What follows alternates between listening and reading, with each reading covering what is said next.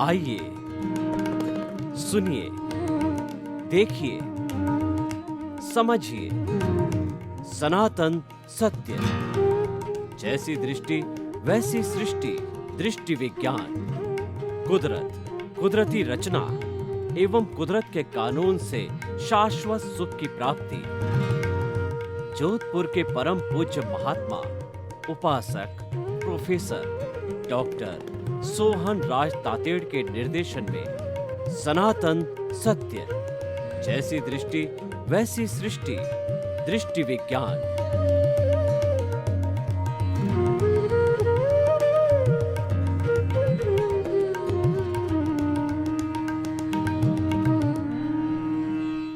चंदेषु निम्मल यरा आईचेषु अय्यं पयासैरा सागरवर गंभीरा सिद्धा सिद्धिं मम दिशन्तु सिद्धा सिद्धिं मम दिशन्तु। मेरे और आप सभी के भीतर विराजमान शुद्ध आत्मा भगवान को नमन प्रणाम। भाइयों और बहनों, मातृशक्ति को नमन। सनातन सत्य यह कार्यक्रम हम आपको क्यों प्रस्तुत करना चाहते हैं, इसके लिए मैं बताना चाहता हूं कि मानव जीवन के अंदर 4 चीजें अत्यंत दुर्लभ है। मानव जीवन का मिलना, ईश्वर की वाणी सुनने का अवसर मिलना, ईश्वर की वाणी में श्रद्धा होना और ईश्वर की वाणी को आत्मसात करना। और जिसने ये चारों ही प्राप्त कर लिए हैं उसका जीवन सफल है। मानव जीवन दुर्लभ क्यों कहा गया है? क्योंकि मनुष्य ही एक ऐसा प्राणी है जो संपूर्ण ज्ञान को प्राप्त कर सकता है। संपूर्ण ज्ञान का अर्थ हो गया केवल ज्ञान। 360 डिग्री के ज्ञान को केवल ज्ञान कहते हैं। और जब यह ज्ञान कोई भी इस औदारिक शरीर वाला मनुष्य प्राप्त कर लेता है तो इस औदारिक शरीर के अंदर वह स्वतः ही भगवान ईश्वर परमात्मा बन जाता है। मनुष्य ही एक ऐसा प्राणी है जो कि परमात्मा बन सकता है, क्योंकि हमारे भीतर जो आत्मा विराजमान है उसमें परमात्मा बनने की अर्हता है। अब हम परमात्मा कैसे बने, उसके लिए हमें सनातन सत्य, यूनिवर्सल ट्रुथ, सार्वभौम सत्य की आवश्यकता रहती है कि what is the ultimate reality of this ब्रह्मांड, of this cosmos, of this world. वो हम सनातन सत्य के माध्यम से आपको देना चाहते हैं। और ये हमारा सनातन सत्य कुदरत, कुदरती रचना और कुदरत के कानून पर आधारित है। जो सारा ब्रह्मांड है वह कुदरत है। और इस कुदरत के अंदर जो 84 लाख जीवा योनि के प्राणी जो जिनके बर्थ प्लेसेस हैं और आत्मा की संख्या अनंत है, वो उसका सनातन सत्य प्राप्त करके और वो शाश्वत सुख को प्राप्त करते हैं। ऐसा सुख जिसके बाद कभी दुख आता ही नहीं है। अतः हम उस शाश्वत सुख को प्राप्त करने के लिए सनातन सत्य कार्यक्रम देते हैं। तो आज का हमारा बहुत ही सुंदर विषय है परिवर्तन संसार का नियम। भाई और बहनों, हर क्षण हर वस्तु इस संसार में बदलती है। जो संचरण करता है वह संसार कहलाता है। और संसार का नियम परिवर्तन है। ये यूनिवर्सल ट्रुथ है, ये सार्वभौम सत्य है। इसको बदला नहीं जा सकता है। जब हर क्षण वस्तु बदलती है तो उस बदलाव के साथ साथ में हमें अपने दृष्टिकोण को भी बदलना चाहिए। हमारा जो काम करने की पद्धति है वह भी उसको स्वीकार करे। और इस परिवर्तन को स्वीकार करने के लिए हमें अनेकांतवाद को स्वीकार करना पड़ेगा। अनेकांतवाद क्या कहता है? जिसका जो है अंत अनेक हो, जो मल्टी डायमेंशनल है, वो अनेकांत कहलाता है। यानी हर व्यक्ति जो कुछ बोलता है, जो कुछ कहता है, वह आंशिक सत्य है। उन समस्त आंशिक सत्यों को जोड़ दिया जाता है तो वह रियल सत्य, वो अल्टीमेट सत्य और वो एब्सोल्यूट ट्रुथ कहलाता है, जो कि अरिहंत और केवली के पास में होते हैं। इसी औदारिक शरीर के अंदर जब किसी को एब्सोल्यूट ट्रुथ मिल जाता है तो एब्सोल्यूट ट्रुथ मिलने के बाद में वह इस औदारिक शरीर के अंदर भगवान का स्वरूप हो जाता है, पूजनीय वंदनीय हो जाता है। जैसे भगवान महावीर और 24 तीर्थंकर हुए हैं, इन्होंने केवल ज्ञान को प्राप्त किया, इन्होंने एब्सोल्यूट ट्रुथ को प्राप्त किया। और वैसे कहा जाता है truth is God, God is truth. सत्य ही ईश्वर है, ईश्वर ही सत्य है। महात्मा गांधी ने देश को आज़ाद कराने के लिए अहिंसा और सत्य है, दो टूल्स को काम लिया। उन्होंने अहिंसा के माध्यम से अवज्ञा आंदोलन, असहयोग आंदोलन, नमक तोड़ो आंदोलन, दंडी यात्रा, सत्याग्रह इत्यादि कई कार्य किए और कई कार्य करके, और उन्होंने जो अंग्रेज़ों को, जो कि 200 वर्ष पुरानी हमारी जो है गुलामी उन्होंने हमको दी थी, उनकी जड़ों को उखाड़ा। वो किसके आधार पे? अहिंसा के और सत्य के आधार पर। सत्य के कोई कोण नहीं होते। एक झूठ को छिपाने के लिए असंख्य झूठ बोलने पड़ते हैं, सैकड़ों झूठ बोलने पड़ते हैं। तो हम इतनी माथापच्ची में क्यों जाएं?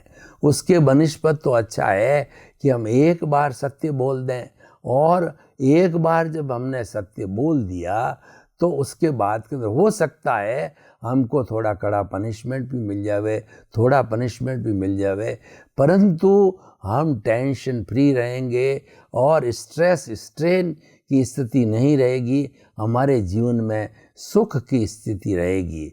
हम आपको बताना चाहते हैं उदाहरण के तौर पर, मान लीजिए आपसे कोई गलती हो गई और मामला कोर्ट के अंदर चला गया, तो आपने जज के सामने अपनी गलती को कन्फेस कर दिया, तो जज को जो है दोनों तरफ के वकील, साक्ष्य इत्यादि बहुत सी चीज़ों को जुटाने की ज़रूरत नहीं पड़ेगी, और वह भी चिंतन करेगा कि ये जो गलती करने वाला है कितना सज्जन व्यक्ति है, उसने अपनी गलती को स्वीकार क्यों किया? क्योंकि वह शुद्ध होना चाहता है। To err is human. इंसान गलती का पुतला है, लेकिन वो गलती करके अगर स्वीकार करे कि गलती मेरे से हुई है, उसको हम दार्शनिक भाषा में आलोचना कहते हैं। तो शुद्धिकरण के 4 उपाय बताए गए हैं। तो ऐसी स्थिति के अंदर वह शुद्धिकरण के स्वरूप जब वह उस गलती को स्वीकार करता है तो जज भी समझता है, और जो सजा उसको साक्ष्य और वकीलों के डेलिब्रेशंस के आधार पे मिलने वाली थी, उससे काफ़ी कम हो जाती है, क्योंकि जज संतुष्ट हो जाता है उस व्यक्ति की ईमानदारी से। ये क्यों हुआ? ये सत्यवादिता से हुआ। इसीलिए जो है वह सत्य जीवन का एक अंग बनना चाहिए। और हम बात कर रहे थे कि परिवर्तन संसार का नियम है, तो ये तो होता रहेगा, परंतु उस बदलते हुए नियमों के अंदर, बदलते हुए परिवर्तन के अंदर हम कैसे एडजस्टमेंट कर पाएंगे, ये सोचने की बात है। उसके लिए हमें प्रैक्टिस करनी पड़ेगी। उसके लिए हमारे पास में शादवाद और अनेकांतवाद बड़े सिद्धांत है। शादवाद तो जो एक मेथडोलॉजी है, और अनेकांतवाद एक सिद्धांत है कि जो भी व्यक्ति बात करता है और उसके अंदर भी का उपयोग करता है कि मेरा भी मंतव्य है, मेरी भी बात है, मेरी भी आइडियोलॉजी है, मेरा भी विचार है, मेरा भी धर्म है, तो जब वो भी करता है इसका मतलब वह रिलेटिव होता है, और रिलेटिव होने पर वह जो है रिलेटिव होने पर वह सच्चा हो जाता है। और एक व्यक्ति अपनी बात को आग्रह करके और वह मनवाता है कि यह जो मैं कहता हूँ वही सही है, मेरा धर्म ही सही है और केवल मेरा धर्म ही मुक्त कराएगा, और जो है मेरी बातें ही आप मान्य करो। तो इसीलिए ही है वो एकांतवाद है और भी है अनेकांतवाद है। तो इस बदलते हुए इस युग के अंदर हमें जो है एकांतवादी न होकर के, अपने आग्रहवादी न होकर के अनाग्रह रखना है, यानी ही का फॉर्मूला छोड़ करके भी के फॉर्मूले पर आना है। जब हमारी सोच ये हो जाएगी तो दुनिया में कितना परिवर्तन हो तो हम भी लचीले हो जाएंगे, एडजस्टमेंट करने वाले हो जाएंगे। तो इसीलिए हमें अनेकांतवाद का सहारा लेना चाहिए। और देखिए, इस बदलते हुए युग के अंदर अपने आप को ढालने के लिए हमें जो है हमारे से द्वारा जो गलतियां हो जाती है उनको स्वीकार करना चाहिए। तो उनके शुद्धिकरण के लिए 4 बड़े उपाय बताए गए हैं। पहला तो है सामायिक। सामायिक का अर्थ होता है समता भाव, मतलब आप जो है सुख और दुख को एक समान समझो। लाभ हानि, तिरस्कार और सम्मान, इनको जब हम एक तरीके का समझते हैं तो हम संतुलन की अवस्था में रहते हैं। हम जो कुछ भी प्रकृति में परिवर्तन चल रहा है उसके साथ हम एडजस्ट हो सकते हैं। तो हमें जो है वो अपने जीवन के अंदर जो है समता का भाव रखना चाहिए। सामायिक का दूसरा अर्थ होता है कि आप गहरे में जाकर के चिंतन करो कि आपका इस जन्म के अंदर किन किन लोगों के साथ के अंदर बुरा व्यवहार हो गया और आपको पता नहीं है कि पूर्व जन्म में किन किन के साथ में व्यवहार हुआ है। तो उसको अप्रत्यक्ष और प्रत्यक्ष दोनों ही रूप के अंदर उनको जो है आप जान करके और उनसे क्षमा याचना करो। पहले तो जो प्रत्यक्ष अप्रत्यक्ष आपसे जीवन में गलतियां हुई है उसकी आलोचना करो। आलोचना का अर्थ होता है उसको स्वीकार करो कि गलतियां मेरे द्वारा की गई है, क्योंकि जब तक अपनी गलती को स्वीकार करना यानी आलोचना आप नहीं करते हो, गरा कहो, निंदा करो, वो नहीं करते हो तो आपका शुद्धिकरण संभव नहीं है। जब आपने आलोचना कर ली तो अगला जो शुद्धिकरण का रूप आता है वो आता है प्रतिक्रमण। प्रतिक्रमण होता है अतीत के अंदर जो कुछ भी किसी के साथ बुरा हुआ तो अतीत से वर्तमान को लौटना, अतीत का जो है प्रतिक्रमण करना एक शुद्धि का मंत्र होता है। तो जब हम वो प्रतिक्रमण करते हैं तो हमारी शुद्धिकरण की प्रक्रिया चालू हो जाती है। और चौथा सूत्र है प्रत्याख्यान। जीवन में हम पूर्ण रूप से शुद्ध होना चाहते हैं और हम चाहते हैं कि हमारी आत्मा मैली न हो, हमारे राग द्वेष नया जुड़े नहीं और पुराना है वह कर्म रज सारी शुद्ध हो जावे। उसके लिए प्रत्याख्यान करो। प्रत्याख्यान का अर्थ है कि मैं भविष्य के अंदर किसी भी व्यक्ति के साथ में बुरा व्यवहार नहीं करूँगा, किसी को दोषी नहीं देखूँगा, किसी के प्रति अभिप्राय या ओपिनियन नहीं दूंगा। यानी हमारा जो अधिकार क्षेत्र नहीं है वो हम उसके बाहर न जाएं।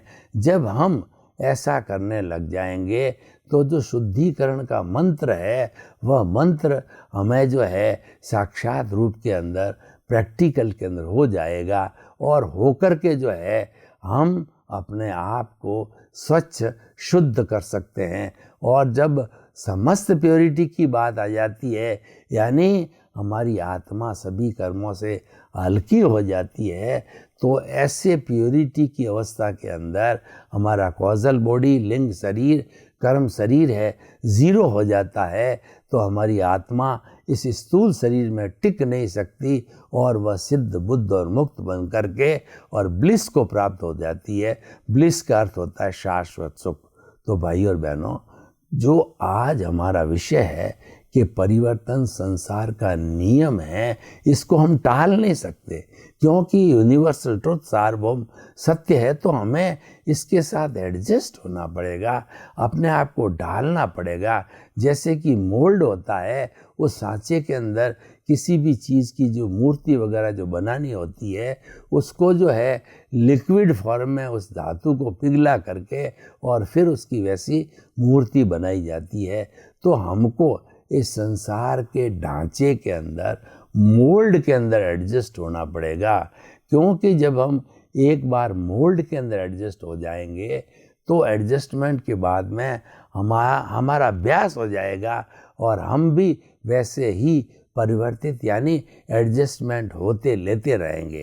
तो देखिए, संसार में जब परिवर्तन चल रहा है और हम उसके साथ में एडजस्ट होने लग गए हैं या हो गए हैं, तो कुछ हमें पॉलिसीज़ बनानी पड़ेगी जो हमारे ऋषि मुनियों ने, हमारे धार्मिक ग्रंथों ने ये बताया कि परिवर्तनशील संसार के अंदर आप किस तरह से मध्यस्थ या किस तरीके से जो है वो आप संतुलित रह सकते हैं।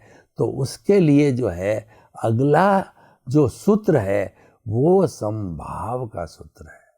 वो संभाव का सूत्र क्या होता है, जैसे जैसे ऋतुएं बदलती है, जैसे दिन और रात होते हैं और जैसे जैसे प्राकृतिक परिवर्तन आता है, तो आप उसको दोनों को एक समझो, यानी रात और दिन को, सर्दी को, गर्मी को, सुख और दुख को, और हमारे साथ जो कुछ भी तिरस्कार या सम्मान का बात चल रही है उसके अंदर अगर हम अपने आप को एक समान समझते हैं तो हम उस परिवर्तन के साथ में एडजस्टमेंट ले लेते हैं, उस व्यवहार के अंदर ढल जाते हैं।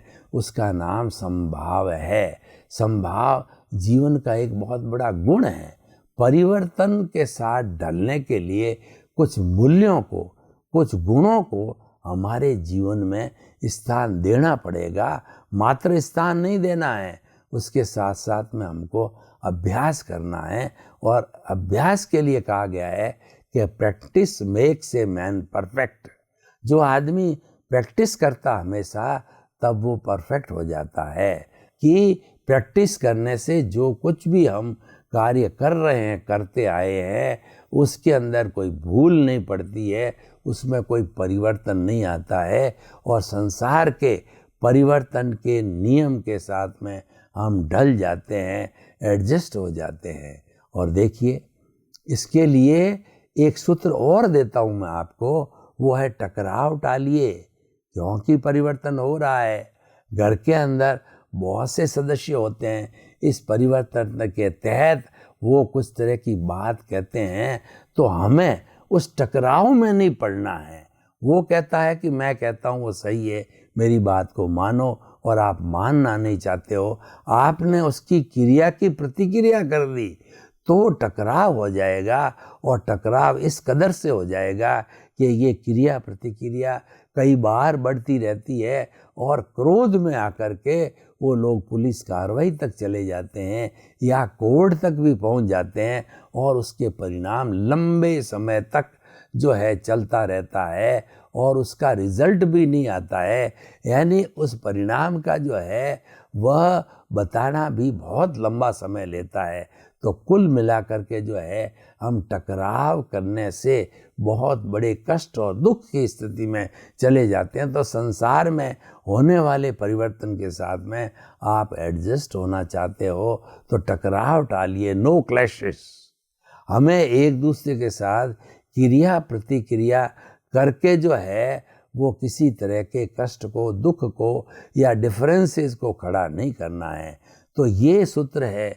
इस तरीके से हम और भी सूत्रों को ले सकते हैं। और जो परिवर्तन जो होता है वह ये हमारे उन जो है प्रकृति के उन घटकों पर निर्भर करता है। हमारी प्रकृति 5 भूतात्मक है, पृथ्वी, जल, अग्नि, वायु और आकाश से बनी हुई है। अगर ये 5 भूत संतुलित है, हम आयुर्वेद की भाषा में बात करें तो वात, पित्त, कफ सम है। यह जो है हमारा तमस, रजस और सत्व गुण है वो समभाव में है, वो समता के अंदर है, तो परिवर्तन सामान्य होगा और परिवर्तन में बहुत बड़ा उतार चढ़ाव नहीं आएगा। प्राकृतिक परिवर्तन में उतार चढ़ाव कब आता है कि हमारी इस पृथ्वी की सेंटर ऑफ ग्रेविटी, जिसको कि CG बोला जाता है, वह डिस्टर्ब हो जाती है। तो धुरी पर घूमती घूमती हमारी पृथ्वी कुछ एंगल पे टेढ़ी हो जाती है और टेढ़े होने के निमित्त से वह में सुनामी, अतिवृष्टि, अनावृष्टि, भूकंप, महामारी, जो कोरोना की महामारी आई है, वह भी इसी पृथ्वी के अधिक दोहन के कारण आई है। आज का जो मनुष्य है, इस नेचर माँ का, इस प्रकृति का और इस कुदरत का ज़बरदस्त दोहन करता है। वह इस पृथ्वी का पेट चीर करके वो हजारों हजारों जो है वो मीटर नीचे जा कर के पेट्रोलियम पदार्थ, पानी या जो मिनरल्स वगैरह जो है निकालता है, और इस पृथ्वी के अंदर गहरे छेद होने के कारण जो है इसकी CG डिस्टर्ब होती है। और CG डिस्टर्ब होने का अर्थ यह है कि कोई न कोई जो है घातक बीमारियां, घातक महामारियां और घातक भूकंप इत्यादि जो है हमको मिलते हैं। तो हम ये कहना चाहते हैं कि जो प्राकृतिक नियमों के अंतर्गत जो कोई भी परिवर्तन आ रहा है, उस परिवर्तन में हम सम रहें, उस परिवर्तन के अंदर हम डिस्टर्ब नहीं होना चाहिए, दोनों को एक सा समझ करके और हमारे जीवन का उत्थान करना चाहिए। तो भाई और बहनों, आइए आज हम इस एपिसोड को ओपन टू दी ऑडियंस करते हैं। आज हम ऑडियंस से परामर्श लेते हैं कि इस टॉपिक के बारे के अंदर कि परिवर्तन संसार का नियम है, तो उसके अंदर उनके सुझाव, उनके प्रश्न, उनकी जिज्ञासाएं और उनके समाधान को इंक्लूड करना चाहते हैं। तो उसको इंक्लूड करने से जन भावनाओं का हम आदर करेंगे, और जन भावनाओं का आदर करने से हमारी बात भी होलिस्टिक हो जाएगी। तो हम उन जन भावनाओं का आदर करके अगर इस सिद्धांत की बात करें तो ये बहुत बड़ा उपयोगी सिद्धांत है, और ये सनातन सत्य है। जो ये सिद्धांत जिसकी हम बात कर रहे हैं, यूनिवर्सल ट्रुथ है, ये सार्वभौम सत्य है, और यह जो है परिवर्तन संसार का नियम है। यह इसको टाला नहीं जा सकता है। ऐसा कभी हो ही नहीं सकता कि दुनिया के अंदर भूतकाल में वैसी थी, वर्तमान में भी ऐसी है और भविष्य में ऐसी रहेगी, ऐसा हो नहीं सकता। तो इसीलिए हमें कुदरत के नियम को, कुदरत की रचना को, कुदरत के कानून को स्वीकार करना चाहिए। और जो सृष्टि का नियम है कि परिवर्तन संसार का नियम है, तो परिवर्तन होने दीजिए। हमें परेशान होने की क्या ज़रूरत है? अगर प्रकृति में कोई परिवर्तन होता है तो उससे हम कहाँ तक प्रभावित होते हैं, और हो भी जाते हैं तो वो तो हमारे हिस्से का प्रभाव आएगा। तो इसीलिए हमें परिवर्तन के एडजस्टमेंट के लिए हमें तैयार रहना चाहिए, अपनी तैयारी होनी चाहिए। और हम अगर तैयार हैं, जो प्राकृतिक परिवर्तन हो रहा है हम उसके लिए तैयार हैं, तो व्यक्ति तैयार होते हैं, तो उस चीज़ का ज़्यादा जो है प्रभाव नहीं पड़ता है। तो अतः हमें जो है संसार के अंदर जो परिवर्तन हो रहा है, उस परिवर्तन से हम बहुत ज़्यादा प्रभावित न हों, तो हम उसके लिए संभाव रखें, स्थित प्रज्ञ बने, और साथ साथ में जो है स्थित प्रज्ञ के साथ में प्रज्ञा चक्षु बने। यानी हम अपने जीवन को जो परिवर्तन हो रहा है उसके अनुरूप ढालते जाएं, तो हमें किसी प्रकार का कष्ट नहीं आएगा। अब आप देखिए कि परिवर्तन संसार का नियम है, तो जहाँ नदी नाले चल रहे हैं, कुछ वर्षों के बाद के अंदर वो सूख करके मैदान हो गए, और जहाँ पहाड़ दिखाई देते अरावली के पर्वत वगैरह, तो हम देखते हैं कि वो पहाड़ जो है अब धीरे धीरे बदल करके सैंड ड्यून्स के अंदर आ रहे हैं। तो ये सारा जो है वो नियम के तहत जो है प्रकृति में बदलाव आता रहता है। और वो प्रकृति की हम बात करें तो हमारा जीवन भी उस प्रकृति का एक रोल मॉडल है। यानी जो जे पिंडे थे ब्रह्मांडे, जो पिंड में है वही ब्रह्मांड के अंदर है। प्रकृति से जो है जैसा हमने ये जीवन पाया है उसमें वही गुण है जो ब्रह्मांड के अंदर है, तो उन गुणों के द्वारा भी हम अपने परिवर्तन के अंदर एडजस्टमेंट कर सकते हैं। उदाहरण के तौर पर देखिए कि 3 तरह के भाव होते हैं। पहला एक सत्व भाव होता है, दूसरा रजस्व भाव होता है और तीसरा होता है वह सत्व भाव होता है और वो जो है तमोगुण होता है। देखिए तमोगुण वाली प्रकृति जो है वह हिंसा कराती है, वह उपद्रव कराती है, वो तांडव नृत्य कराती है। तो ऐसी स्थिति के अंदर जब ये पृथ्वी हो जाती है तो उसके कारण सुनामी आते हैं और भूचाल आते हैं और उसके कारण जो है अर्थक्वेक होता है, महामारियाँ कोरोना जैसी और भी कई तरह की आती है। तो वो जो है सब असंतुलन के कारण आती है। तो हम एक बात कहना चाहते हैं कि हमें जीवन के हर क्षेत्र के अंदर जो है संतुलन को स्थान देना चाहिए। जहाँ पर असंतुलन आ जाता है इसका मतलब है कि धीरे धीरे जो है हम नुकसान की ओर जो है प्रयाण कर रहे हैं। और जब संतुलन आता है तो ये समझना चाहिए कि इस संतुलन के साथ साथ में प्रकृति में कितना ही परिवर्तन हो, लेकिन हम संतुलित हैं तो उस परिवर्तन को हम स्वीकार करके भी थोड़ा बदल के भी हम तो अपने स्थायी रह सकते हैं। तो संसार तो परिवर्तनशील है, लेकिन हमारे भीतर जो रियल पुरुषार्थ की हम बात करते हैं, हम आत्म जगत की बात करते हैं, तो वह जो है वह स्थायी है।